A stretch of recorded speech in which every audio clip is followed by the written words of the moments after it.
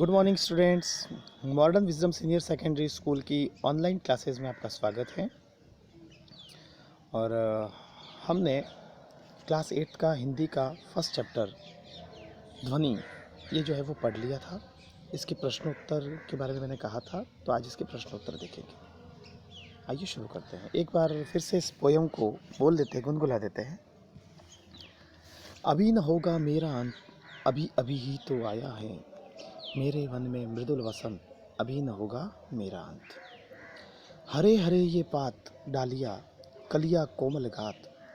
मैं ही अपना स्वप्न मृदुल कर, फेरूंगा निद्रित कलियों पर जगा एक प्रत्यूष मनोहर।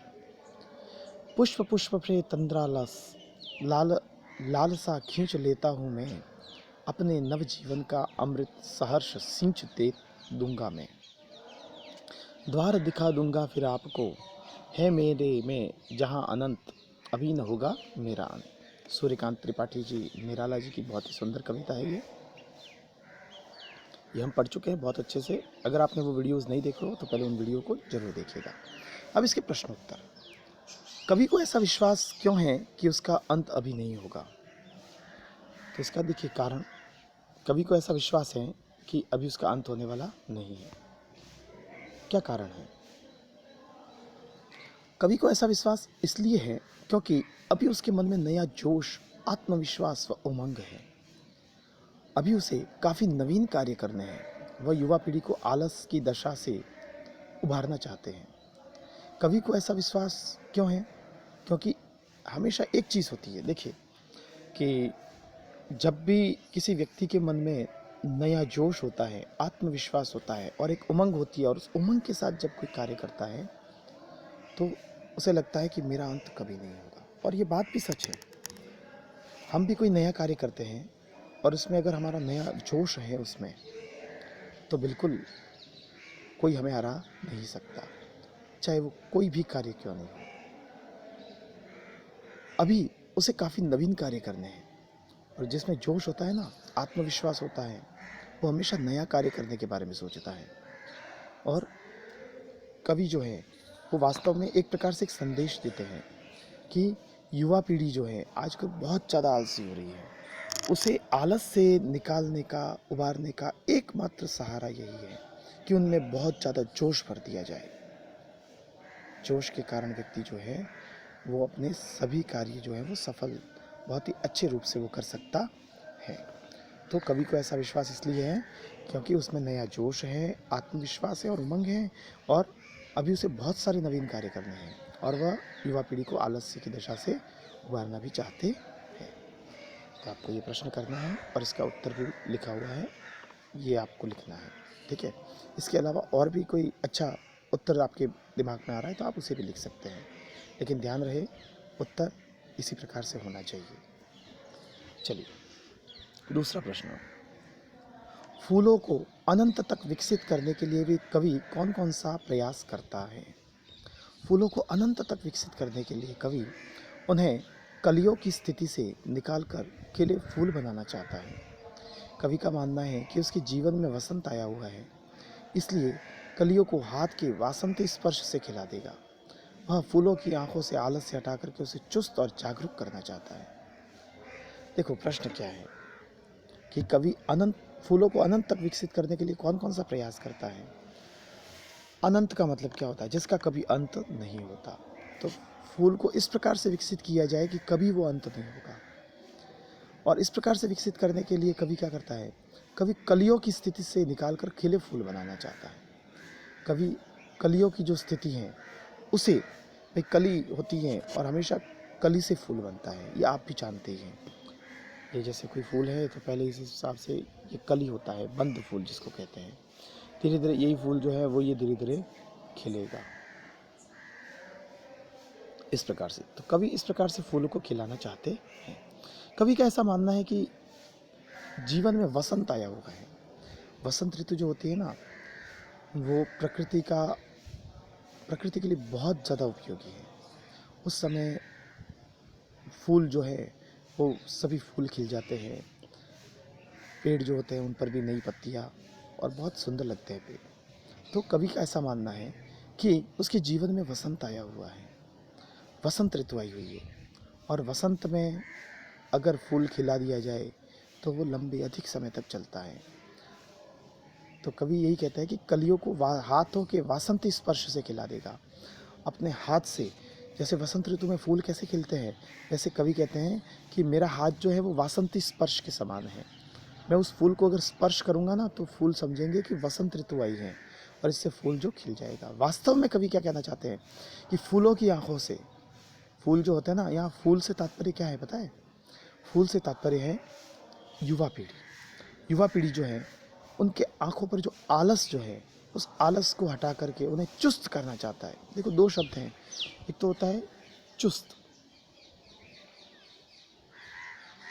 और एक होता है सुस्त। सुस्त का मतलब आलसी, ठीक है, और ये इसका ऑपोजिट है जिसमें आलस का अभाव होता है, चुस्त। तो चुस्त और जागरूक बनाना चाहता है। थोड़ा गला खराब है इसलिए थोड़ा धीरे धीरे बोलना पड़ रहा है। अगला प्रश्न, कवि पुष्पों की तंद्रा और आलस से दूर हटाने के लिए क्या करना चाहता है? कवि पुष्पों की तंद्रा और आलस से दूर हटाने के लिए उन पर हाथ फेरकर उन्हें जगाना चाहता है और उनको चुस्त, प्राणवान व पुष्पित करना चाहता है। अर्थात कवि नींद में पड़े युवकों को प्रेरित करके उनका आलस से दूर भगा देगा और उनमें नए उत्साह का संचार करना चाहता है। कवि पुष्पों की जो तंद्रा है, तंद्रा मतलब आलस्य, उसे या आलस्य को हटा करके क्या करना चाहता है? कवि पुष्पों की तंद्रा को दूर हटाने के लिए उस पर हाथ फेरना चाहता है। अभी हमने पिछले प्रश्न में पढ़ा था ना, वासंती स्पर्श, क्योंकि वसंत ऋतु से स्पर्श से पुष्प जो है वो अपने आप खिल जाते हैं। तो कवि उनसे आलस से हटा करके अपना हाथ फेर करके उन्हें जगाना चाहता है।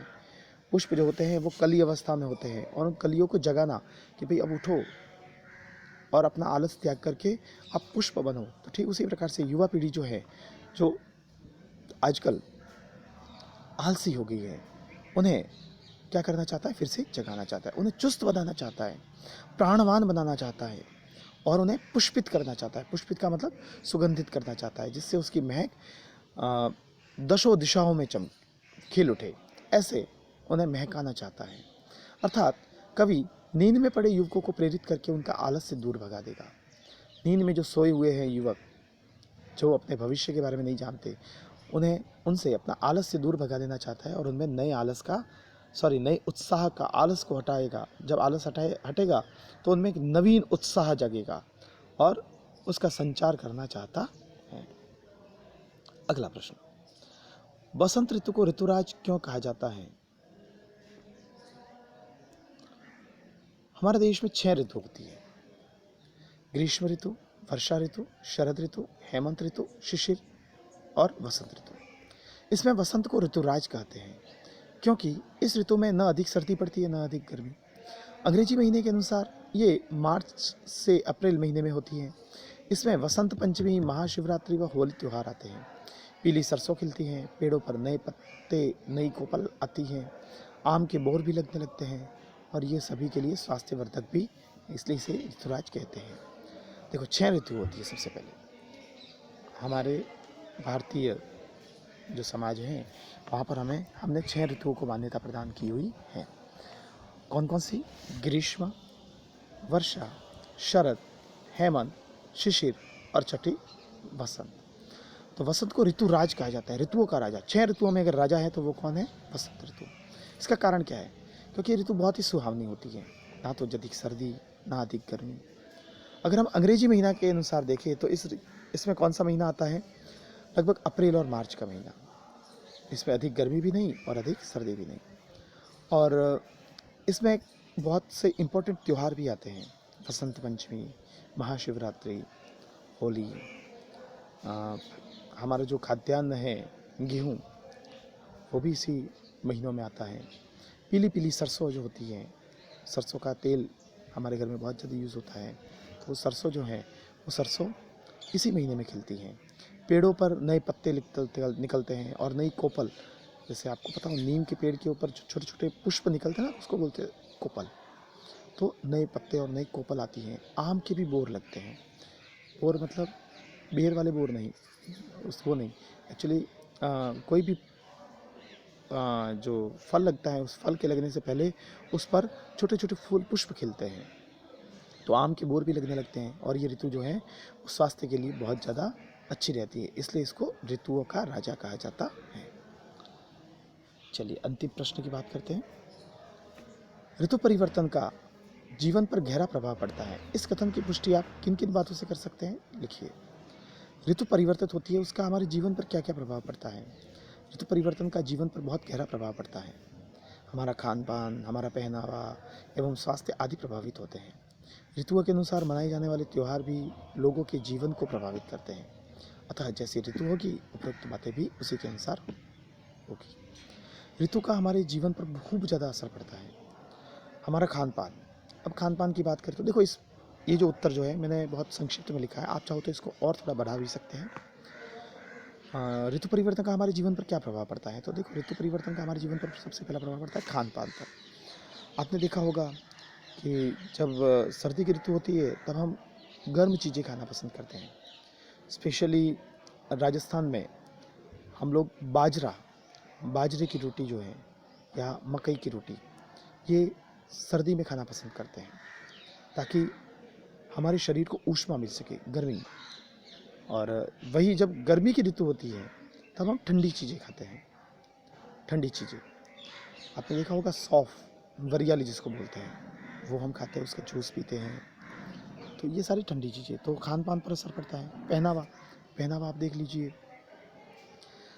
सर्दी की ऋतु होती है तो और कहीं बाहर जाना हो तो बहुत बड़ा बैग हो जाता है हमारा, तो बहुत गर्म कपड़े हमारे पास चाहिए। गर्मी की ऋतु में वही ढीले कपड़े पहनते हैं हम, और कपड़े भी जो होते हैं कॉटन के कपड़े पहनते हैं, सूती कपड़े जिसको बोलते हैं।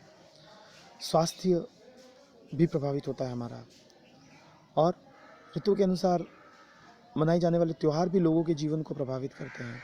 हर ऋतु के अनुसार त्यौहार होते हैं। त्यौहार जो होते हैं ना वो ऋतुओं के अनुसार ही होते हैं, इसलिए जैसी ऋतु होती है उसी प्रकार से हमारा जीवन शैली या हमारा खान पान, हमारा पहनावा, स्वास्थ्य आदि भी उसी के अनुसार होते हैं।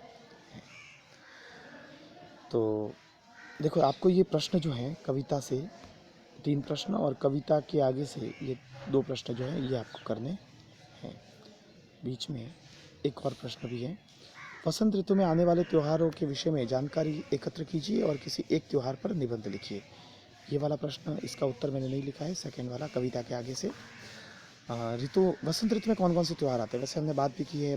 महाशिवरात्रि आती है, और होली आती है, वसंत पंचमी आती है।